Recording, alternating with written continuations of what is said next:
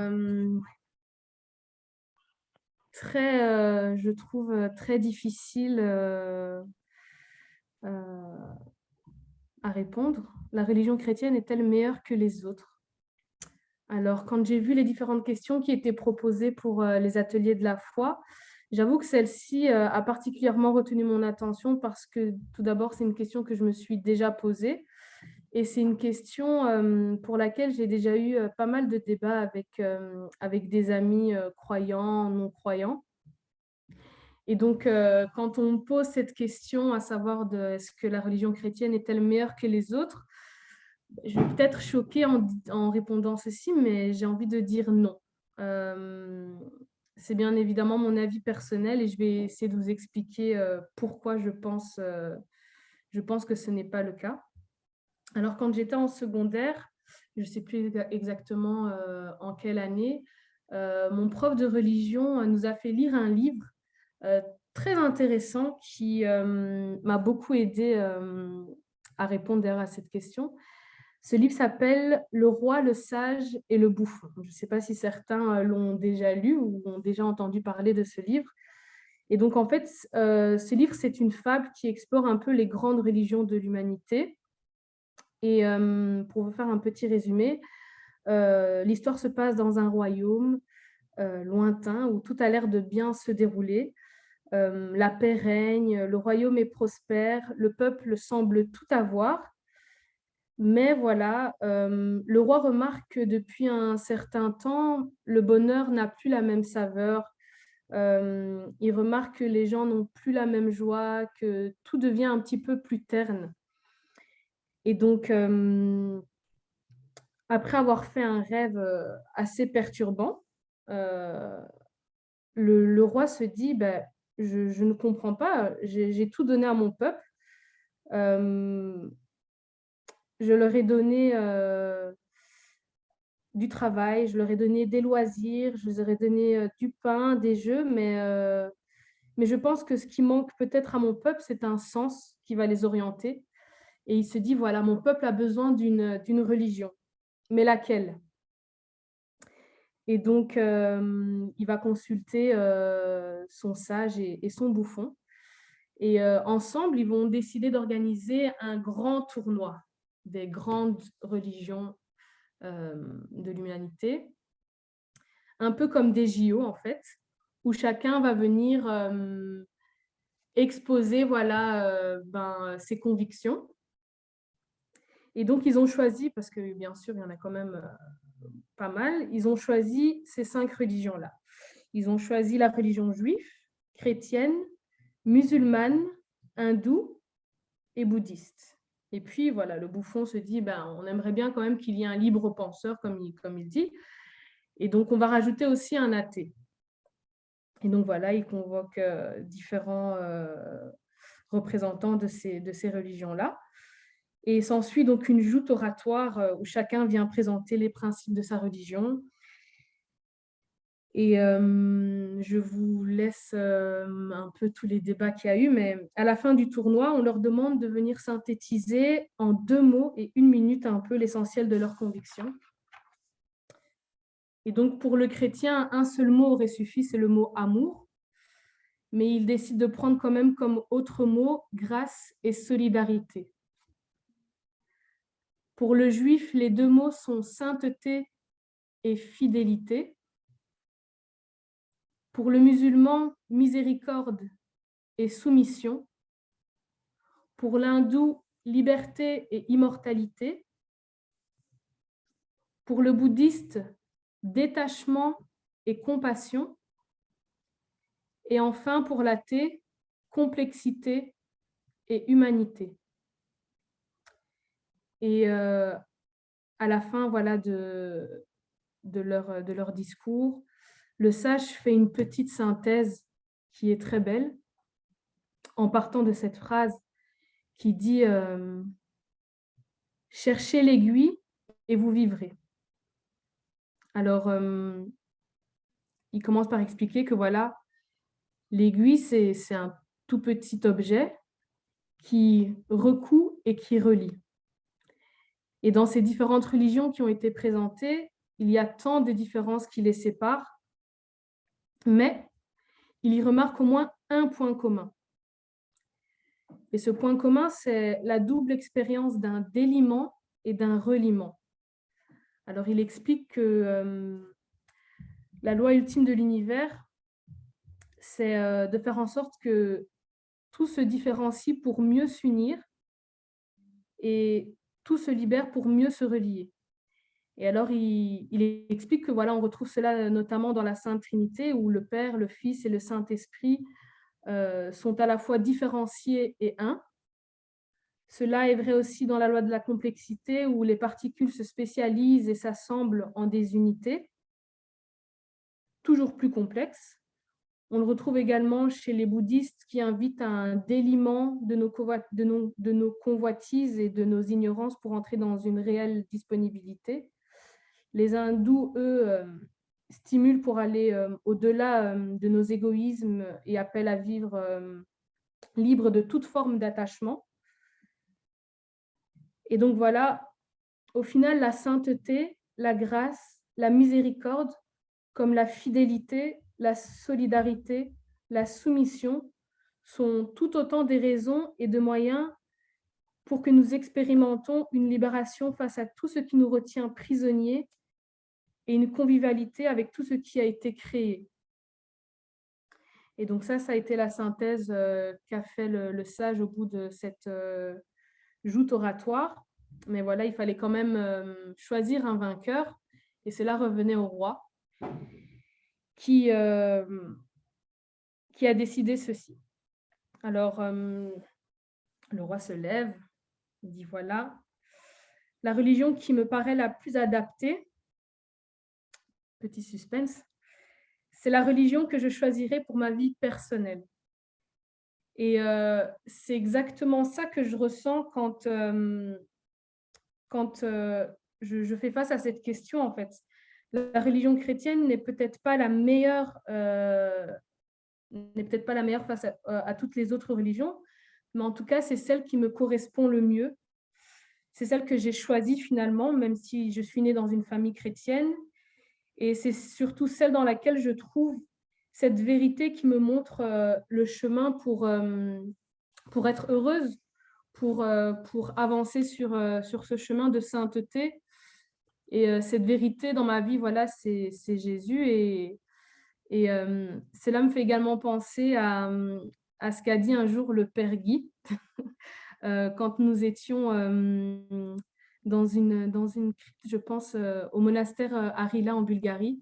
J'espère ne pas trop transformer. En tout cas, si jamais je transforme, j'espère que tu feras une petite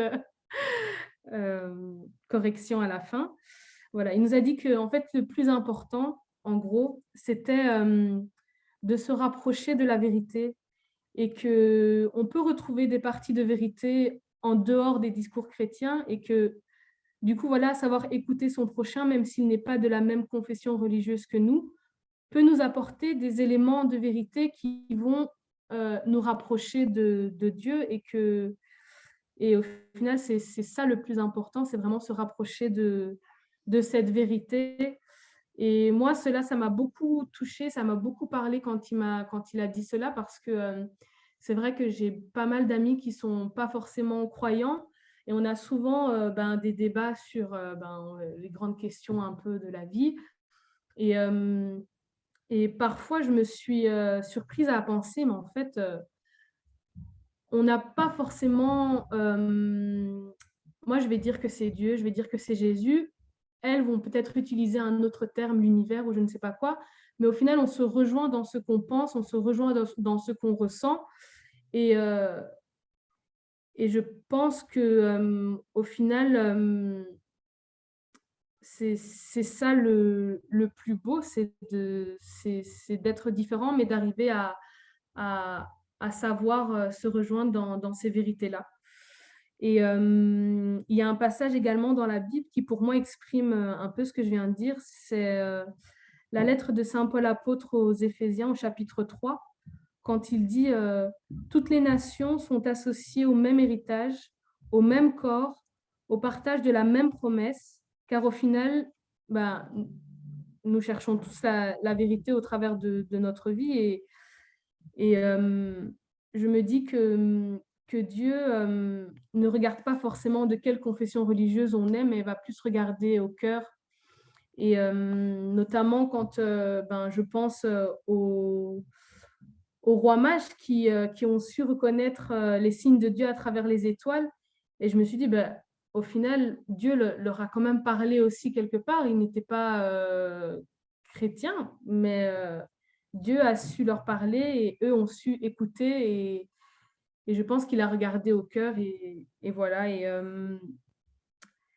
Et au final, peu importe la religion que l'on choisit, je pense que le plus important, c'est de rester humble tout en grandissant dans sa foi pour ne pas arriver à des dérives. Et, euh, et donc, pour peut-être un peu nuancer mon nom du début, je dirais que la religion chrétienne est-elle meilleure que les autres? Non. Cependant, pour moi, c'est la religion la plus complète. C'est celle dans laquelle je me sens la plus épanouie et qui rejoint le plus ma conception de Dieu. Ce Dieu qui est un Dieu d'amour, qui a tant aimé le monde, qu'il a donné son Fils unique afin que nous soyons sauvés. Voilà. Je laisse maintenant le frère Philippe continuer.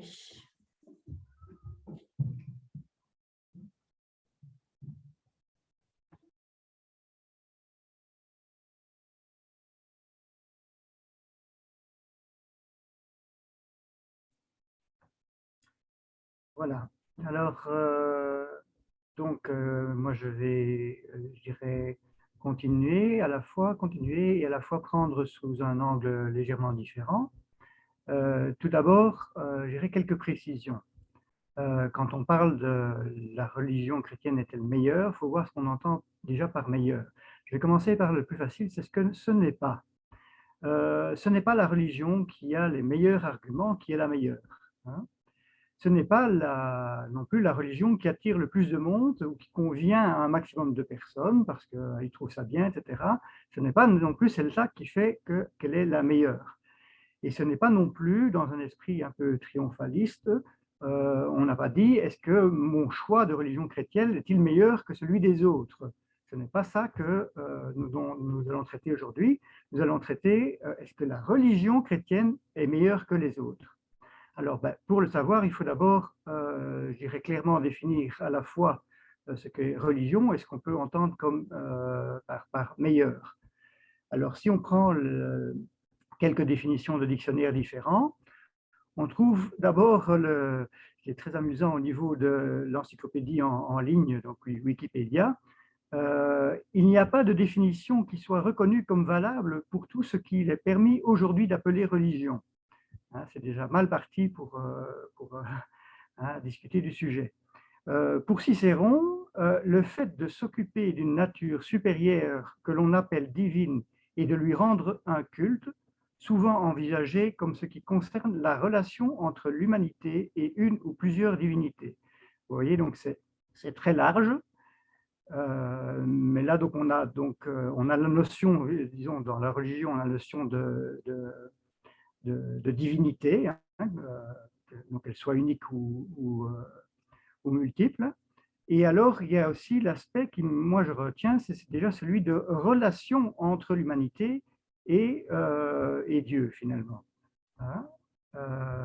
Alors, pour le Robert, c'est la reconnaissance par l'être humain d'un principe supérieur de qui dépend sa destinée et l'attitude intellectuelle et morale qui en résulte. Alors là, il faut déjà être prudent dans les termes, parce que, bon, destinée, vous savez que ça peut faire penser à, je dirais, prédestination, ce n'est pas ça. Hein, c'est que, je dirais que c'est destiné, pas destin d'ailleurs, hein, mais on reconnaît que le principe supérieur, finalement, à avoir dans notre vie, peut-être dans notre existence déjà au départ. Et alors, l'attitude intellectuelle et morale qui en résulte, il faut prudence aussi. l'attitude intellectuelle ou morale, c'est bien qui en résulte et ce n'est pas ce qui est premier. Il faut faire attention, donc une religion, ce n'est pas d'abord une attitude intellectuelle et morale, ni une philosophie. La religion, c'est pas ça. Essentiellement, c'est donc une affaire de relation entre l'homme et Dieu. Hein. Alors, le Robert aussi parle de croyance. Ben, ce n'est pas tout à fait vrai non plus. Une religion, ce n'est pas des croyances ou des pratiques propres à un groupe social. Ben, je ne suis pas tout à fait d'accord non plus. Et encore pire, c'est des idées, des opinions sur quelque chose. Non, une religion, pour moi, ce n'est pas véritablement ça. Hein, parce qu'à ce moment-là, ben, c'est vrai qu'on donne des définitions. Par exemple, on dit je sais pas moi, pour lui, le football, c'est sa religion, par exemple. Hein, on l'étend vraiment parfois de manière très très large, mais ça n'a pas vraiment à voir directement avec ce qui nous préoccupe ce soir. Alors, ayant donc défini plus ou moins la religion comme donc finalement une relation entre l'homme et Dieu, et bien sûr une attitude intellectuelle et morale qui en résulte, mais en second plan, qu'est-ce que c'est la religion la meilleure, hein? Alors, ben, je pense que c'est la plus adéquate pour atteindre le but de la religion. Hein? C'est en ce sens-là qu'on veut dire que c'est meilleur, c'est-à-dire la relation entre l'homme et Dieu. La meilleure religion, c'est celle qui permet d'avoir finalement la meilleure relation entre l'homme et Dieu, et peut-être, comme le disait Jessica, qu'est-ce qui, moi, peut me donner la meilleure relation. Alors, le christianisme, dans cette optique-là, est pour moi, donc le christianisme est bien évidemment fondé par le Christ, hein, comme son nom l'indique. La religion chrétienne donc, bénéficie d'une relation incomparable avec Dieu le Père, puisqu'il est venu pour réconcilier le monde avec lui. Donc, en ce sens, je dirais, la religion chrétienne se démarque déjà des autres religions, puisque cette relation entre le Père par l'intermédiaire du Christ est quand même unique. Et donc, on peut en ce sens dire que le christianisme est la meilleure religion si on croit que Jésus est le Fils de Dieu et qu'il est bien Dieu fait homme. Hein, évidemment, si on ne croit pas ça, c'est difficile de suivre mon développement. Et alors, c'est en plus, si on croit et on adhère, évidemment, ce n'est pas uniquement justement une croyance, si on croit ce que le Christ a dit et fait. Hein, et quand on voit, je dirais, ce que le Christ a dit et fait, c'est quand même exceptionnel par rapport à d'autres qui, bien sûr, parfois se rapprochent. Hein. On voit même des personnages comme Gandhi qui sont exceptionnels au point de vue, par exemple, non-violence. Hein. Mais le Christ a vraiment dit aimer vos ennemis et prier pour ceux qui vous persécutent. C'est quand même, ça va très loin. Alors, donc, le christianisme est pour moi la meilleure religion, dans la mesure, évidemment, où elle est fidèle au Christ. Hein, puisque ce que le Christ a dit est incomparable. Et puis, d'abord, il faut admettre que le Christ est le Fils de Dieu. Hein. Mais si je me dis je suis chrétien, par exemple, mais que je ne crois pas à la résurrection du Christ, à ce moment-là, c'est pas tout à fait au point. Il faut voir qu'est-ce qu'on entend par chrétien. C'est quand même dans la mesure où on adhère, je dirais, à ce que le Christ a dit. Ceci dit, les chrétiens bénéficient je pense, pas mal de liberté dans la manière, je dirais, de, de suivre la religion. Hein. Il y a évidemment des directives de l'Église qui sont des garde-fous, mais si on suit plus ou moins les Écritures, hein, notamment Saint Paul ou Saint Pierre, en Saint Paul, en 1er Corinthiens, on trouve selon la grâce que Dieu m'a donnée, moi, comme un bon architecte, j'ai posé la pierre de fondation, un autre construit dessus, mais que chacun prenne garde à la façon dont il contribue à la construction. la pierre de fondation, personne ne peut en poser d'autre que celle qui s'y trouve, Jésus-Christ. Que l'on construit sur la pierre de fondation avec de l'or, de l'argent, des pierres précieuses, ou avec du bois, du foin ou du chaume, hein, vous voyez bien qu'il va il y a une diversité, je dirais, comme quand Saint Paul parle de la diversité des membres, hein, du corps du Christ. Donc il ne néglige rien, peu importe si c'est de l'or, argent ou bois, foin et chaume. Hein. Il continue, l'ouvrage de chacun sera mis en pleine lumière. Donc nous avons, je dirais, à la fois cette liberté, mais Saint Paul, dans ce texte, dit carrément qu'on ne peut pas poser d'autres pierres angulaires que celle qui s'y trouve, Jésus-Christ. Donc ça, je crois que on dit qu'il y a peut-être beaucoup de chrétiens dans le monde, mais est-ce que les chrétiens sont véritablement tous chrétiens? Quand on entend aujourd'hui, quand on fait des sondages, oui, je suis chrétien, mais je pense que, etc. À ce moment-là, je dirais, on se fait une religion à la carte. Et alors, à la fois, donc Jessica a dit, ben oui, la religion la meilleure, finalement, c'est celle qui me permet à la limite d'être le plus épanoui, mais ce n'est pas vraiment l'épanouissement, c'est plutôt rejoindre Dieu. Oui, mais ce n'est pas pour ça qu'il faut, je dirais, penser n'importe quoi et des choses qui ne sont plus, je dirais, proches de Christ. Et il faut aussi les appliquer, évidemment, parce que dire aussi je suis chrétien, mais ceci ou ça, ben, ça, c'est pas pour moi, etc. Il y en a parfois qui disent ça, c'est pour les saints. Je dirais, c'est un peu. Qu'on dise qu'on ait du mal à y arriver, ben ça, on comprend. Hein, il n'y a aucun problème. Mais qu'on dise ce n'est pas pour moi, ça c'est une autre chose. Alors, on peut prendre la religion chrétienne, ben, elle est basée quand même en principe fortement sur les Écritures. Même la doctrine de l'Église, c'est pas toujours facile de voir, je dirais, d'où ça a été tiré. Et peut-être que parfois certaines choses, ben, si on ne voit pas vraiment de relation, si on ne peut pas y voir, ben, peut-être que ce serait des choses à revoir. Hein, mais normalement, même l'enseignement de l'Église est basé sur les Écritures. Alors, on peut creuser un peu, je dirais, ben, vous trouverez aussi vous-même un tas de textes, mais voilà, je vais vous donner quelques textes qui, pour moi, semblent centraux.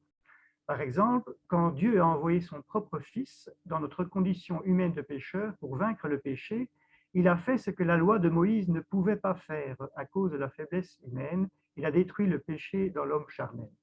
Alors donc là, saint Paul dans la lettre aux Romains, je dirais, n'a pas l'air de dire que la religion chrétienne est aussi bonne que les autres, puisqu'il dit il a fait ce que la loi de Moïse ne pouvait pas faire.